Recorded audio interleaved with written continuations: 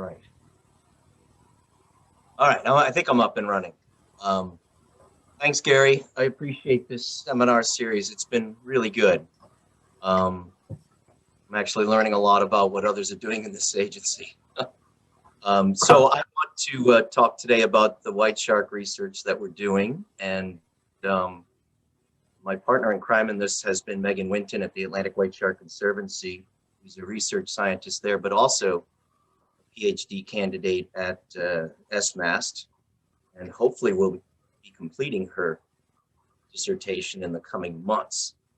But a lot of this work is in collaboration with her and the Conservancy, as well as a number of other folks within the agency. I do want to acknowledge a lot of projects that are helping us get receivers out and bringing them back in. You know, FDI and Vinny Malkowski and others, and various members of my own group have been assisting in some capacity. We put out a lot of receivers each year.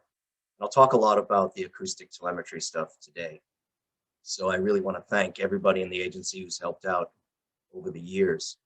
The research focus has shifted for us over the last few years because of the overlap between sharks and their prey, the gray seals, and human activities. And as a result of this overlap, we've seen an increase in interactions between white sharks and people. Starting in 2012, up until 2012, the last fatal shark attack in Massachusetts was in 1936 off Mattapoisett. But in 2012, a swimmer was bitten off of Truro. 2014, kayakers were struck off Plymouth. 2017, a paddleboarder had his board bitten off of Wellfleet.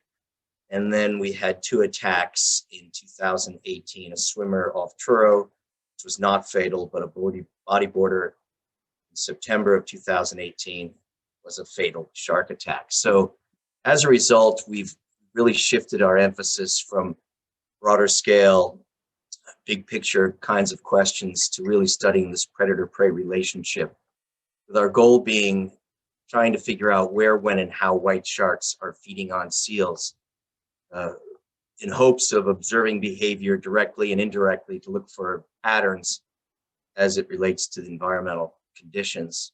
And we're hoping that those patterns will lead to predictability and forecasting and ultimately be able to enhance public safety. So if we can predict where white sharks are most likely to be or when they're most likely to be in certain areas, I think that that information will be useful to public safety officials and beach managers on Cape Cod and around Massachusetts, and perhaps beyond. So our methods have been largely associated with acoustic telemetry, which a lot of these seminars have talked about. That involves the broad scale array that we have here in Massachusetts, which is, I think, one of the largest along the eastern seaboard of the US. We also have some live receivers, which I'll talk about very briefly, but we also have some really fine scale virtual positioning systems that we're working with the Center for Coastal Studies. We have been deploying pop-up satellite tags, and I'll show you some results from our short-term deployments. And we started 2 years ago using behavior tags, which are really acceleration data logging tags that have a camera system built in. We're also trying to get direct observation using fixed station aerial cameras, which I'll talk about. So today I'll run through some of our findings. Some of these technologies are relatively new to us, so we are still poring over data. I'm sure many of you have seen this. This is the way we tag sharks off of Cape Cod. It is a very benign method. We're just placing the dart tag at the base of the dorsal fin without capturing the fish. We're trying to minimize any impacts on the post-release behavior, post-tagging behavior of these animals. So we choose this method to apply all of our tags, take muscle samples to do all of our sampling, basically. Our data summary involves over 200 sampling trips on the research vessel, which has been provided by the Atlantic White Shark Conservancy for the last several years. Constitutes a spotter pilot as well, also provided by the Conservancy. And over the course of the last several years, we've had over 5,000 sightings. But realize that this does not mean individual sharks. So 5,000 sightings does not mean 5,000 sharks. This is part of Megan's PhD research that she's doing right now, and she is actually looking at individuals and doing a mark recapture study to get a population size. We did a bunch of aerial surveys as well, which had 283 sightings. And then the bottom line is we've tagged over 240 white sharks over the last decade, most of which were acoustic tags. Some of those acoustic tags actually have temperature and pressure sensors in them. We have pop-up satellite tags, and the way those tags work is they're data loggers that will actually detach from the animal and transmit those data to a satellite. We've deployed 15 spot tags, some of them off Massachusetts, most of them off South Carolina as part of this study. The spot tag works by transmitting to a satellite when the shark comes to a surface. Those tags are applied to the top of the dorsal fin, so the shark needs to be captured in order to do that. Not all sharks come to the surface, so you don't get a tremendous amount of information from spot tags on white sharks unless those animals come up, and not a lot of them do.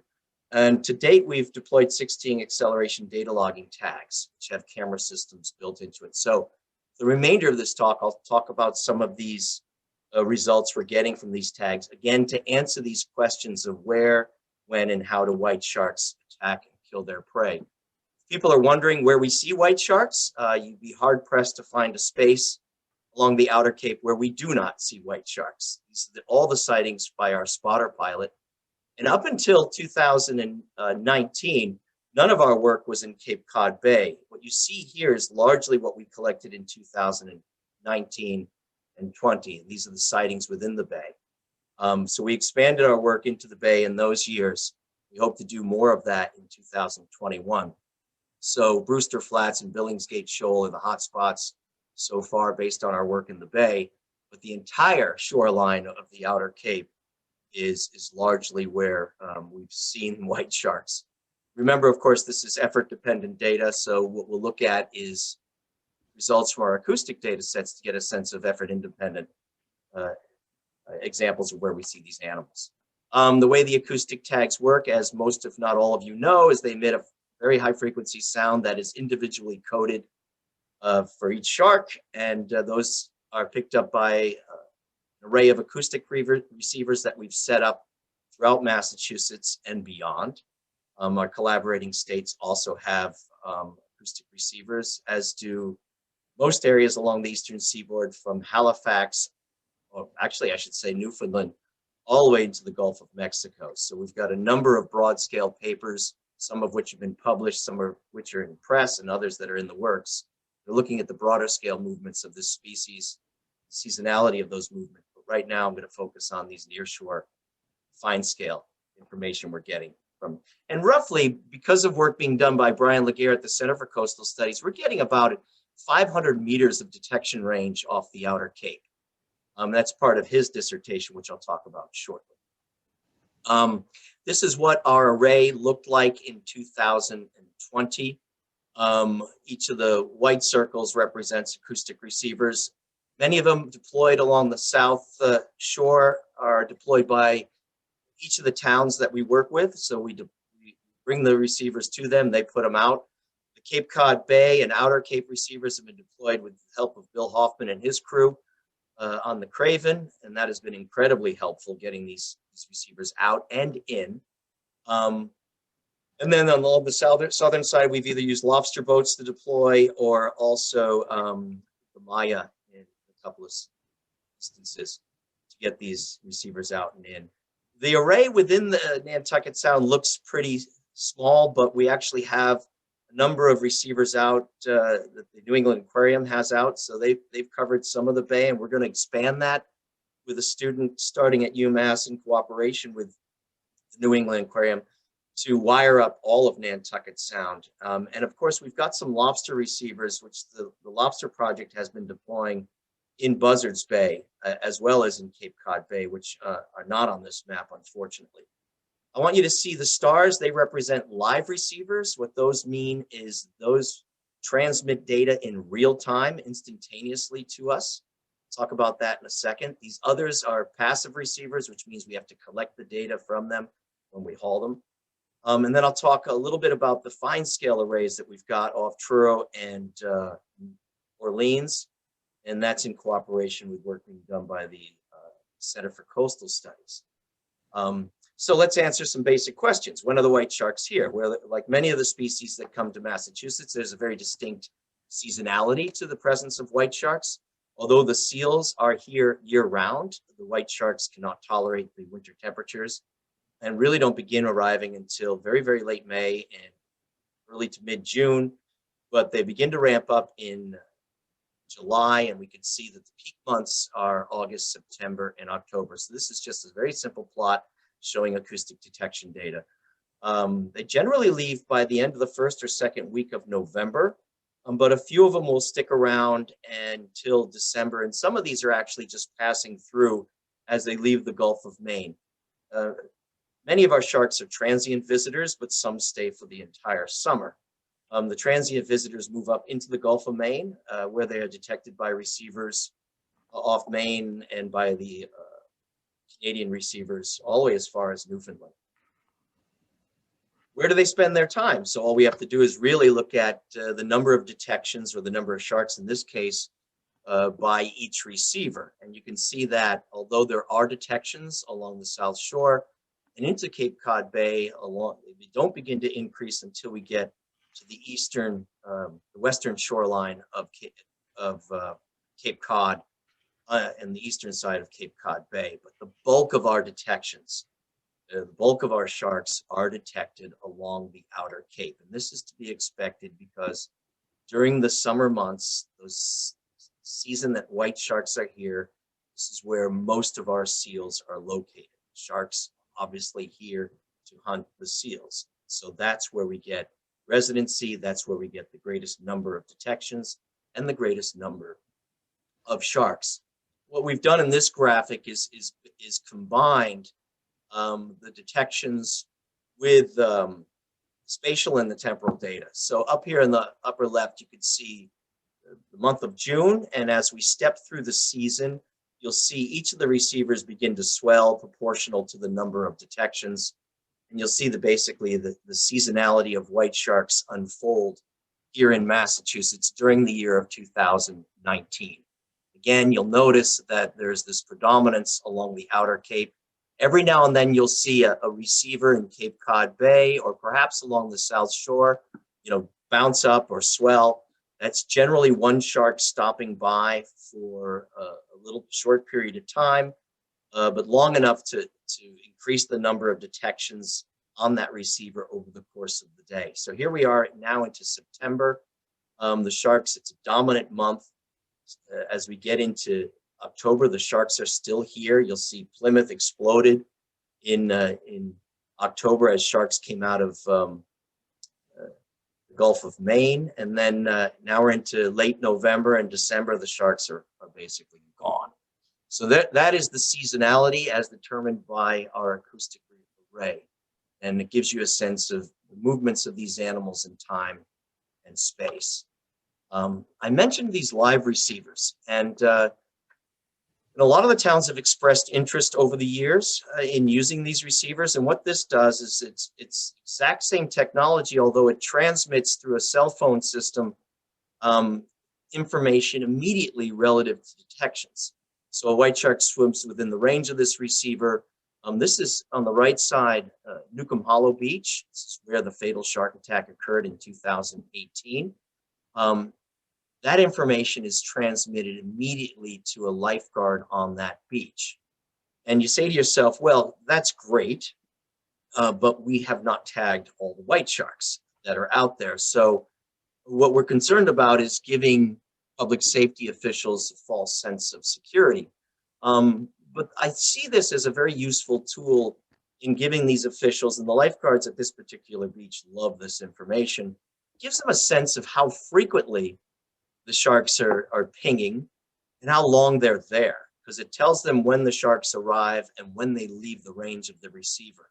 So it lets them, formulate plans as to how they want to manage their beaches relative to those aspects of white shark presence. And so this particular lifeguard tower has taken it even to the next level, where they've got a list of our sharks that are tagged, all their names and lengths and sexes, and then they, share that information with beachgoers that are there, and they educate the public about the presence of these animals and which animals they are, adult male, female, whatever they are. And so it's useful information. And although we really encourage the beaches not to use it solely for public safety, it does educate them as to the presence of these animals. And I think what they're finding out is, in some cases, there's a white shark there all day, and they're different white sharks, but the presence of these animals persists throughout the day. We've also integrated this information with the help of the Conservancy into their Sharktivity app. So that goes up live onto that application, which is free to any cell phone that wants it, right? So you can get those detection data if you are at that beach or anywhere you are, get a sense of what animals are transmitting at any particular time. So we plan to use those live receivers again this coming summer, and we're configuring them now. I think the hardest question, so we know when they're here, we know where they spend their time, but the harder question really is, how do they go about hunting their seals? Because this is far more complex. And what we can do is we can be out on the water, as we are, anywhere between 20 and 30 or 40 times a year, and we can observe hunting behavior. But all too often, we arrive after the fact. We never see this really play out right in front of our eyes. But when we do, which is rare, or when our spotter pilot, Wayne Davis, notes a predation event, we do record as much information as possible. And they tend to occur in shallow water because the sharks, in essence, are pinning these seals to the beach. But we want to learn more about what happens when we're not there. What happens at night, for example. So direct observations of hunting behavior are great. And when we're out on the boat, we're also setting up this aerial technology using blimps that we purchased last year, tested them last year. What we can do is we can fix these blimps and we even had funding to have somebody actually sit there on these beaches and observe not only white shark behavior close to the shoreline, but also seal behavior. And we're correlating that with some of our array and acoustic data as well, which we'll talk about shortly. And so we could actually observe seal, predator and prey behavior close to shore using these. Plan to deploy them over the course of the summer along several beaches. This has also been talked about as a technology in addition to untethered drones for protecting beaches. So the towns are very interested in what we're learning using this technology. So that'll be something we do again to get direct observations. But a lot of the information will also come from indirect observations, and some of that comes from acoustic data sets as well as some of these behavior tags. And I'll first talk about these fine scale arrays that we are deploying in conjunction with the Provincetown Center for Coastal Studies. They are located at Truro as well as in Orleans. Head of the Meadow Beach on the left, Nauset Beach on the right. Each one of these triangles represents an acoustic receiver in both places. And what we've done is we've put them so close together that we can triangulate the exact positions of the sharks as they move through each of these arrays. And what the Center for Coastal Studies is also doing is mapping this habitat to get a sense of how the sharks are utilizing the habitat to their advantage or disadvantage, if you will, when they come in to hunt seals. For those of you familiar with Head of the Meadow Beach, there's a very sizable seal haul out in that area. You can see it marked on this graphic here. There is also a double sandbar system with some deep troughs between them. So we're very curious as to how the sharks are moving into these shallow areas, hunting these seals, and how perhaps those areas might be changing over the course of the summer and how the sharks are adapting to that. So the predatory strategy of these animals is to move into shallow water to get a scent, to pin these animals to the beach and attack them in high densities. Nauset Beach is actually quite different. There's not a seal haul out there, but the seals are constantly moving by the public swimming beach in that area. And there's been a lot of observed attacks particularly in the mid to late season, of white sharks on seals in this particular area. So Brian has also wired up this spot to get to compare and contrast the two areas, which have very different hydrography, oceanography. So he's also collecting current information. So a lot of environmental variables as it relates to the behavior of these animals. And so this is just really 3 weeks of data from 2019 of the head of the meadow array. These are the exact movements triangulated as animals, 31 individuals moved through the area over that 3-week period. And remember, this is where the seal haul out is. And so Brian can now look at these individual tracks and see how they relate to the underwater topography, the environmental conditions at those times, tide was doing, time of day, really start to model how the animals are using this nearshore habitat to hunt seals. If we get a really good model, we can then perhaps extrapolate it to other parts of Cape Cod that have similar environmental conditions. And the same is true for, of course, the Orleans Array. And so I don't have his data from 2020, but I have seen some of it. And he's got just as many. He's got a lot more tracks from each one of those areas. And I think what he found out for head of the meadow array is that with the exception of 1 or 2 weeks, there was always a white shark within the head of the meadow array in 2020. So he's got an amazing amount of information, a lot of data, which is going to go toward his PhD. And it's a fantastic partnership that we have with the Center for Coastal Studies on this project. And here's one of Brian's animations of a single shark. Each one of those black dots represents an acoustic receiver. And this is the plotted movements of a single shark over the course of one of its passes during one day through the array. And you can see how he's mapped the area and how the shark is working the backside of one of those sandbar systems, waiting for a seal to come out. And because at some point the seals, they've got to leave the beach. And so the shark's waiting in that area. But you can also see the public safety implications in knowing this information.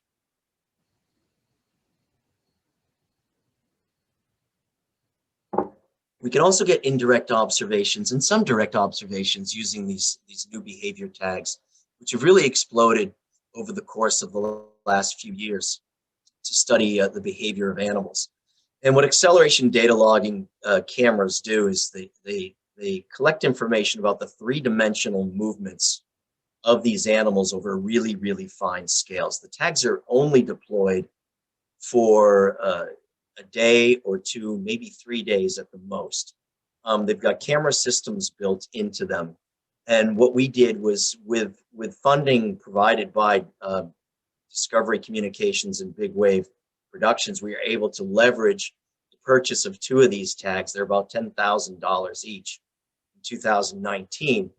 And this is the first time the tag has actually been deployed in a towed mode. Again, remember, we're trying not to handle these animals, tagging them while they're free swimming. So what you see in this towed tag is the acceleration data logger adapted to be towed, very hydrodynamic, in addition to an acoustic tag that we've coupled with it. We've got a link here that will corrode. It's a galvanic link that will corrode over the course of a couple days, and this will float to the surface. It's equipped with VHF transmitters and a satellite tag so that we can go and retrieve it. And we've done this 15 times over the last 2 summers. What we're finding out is actually pretty cool stuff. We're able to measure, as the acceleration of this animal, in addition to its attitude, altitude, in the water column depth, water temperature. And we do this actually multiple times per second. And so these tags produce massive data sets of over 1 million observations over the course of a day. And just to give you an example of a very short period of time, this is basically 30 minutes in the life of a white shark that we tagged in 2019. Here you can see when the tag actually goes on, and this is acceleration in 3 dimensions. All right, so it's basically forward, up and down, right and left. And here you can see in reaction to being tagged, the shark accelerates.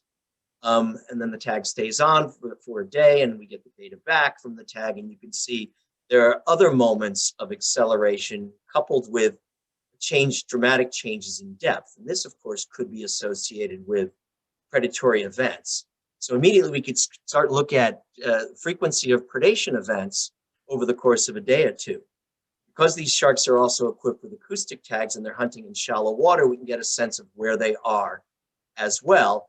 We can, of course, look at time of day and tide, a number of other environmental variables associated with each of these events, so we can begin to tease out patterns within the predatory behavior. So I'll show you an example, and hopefully this video plays.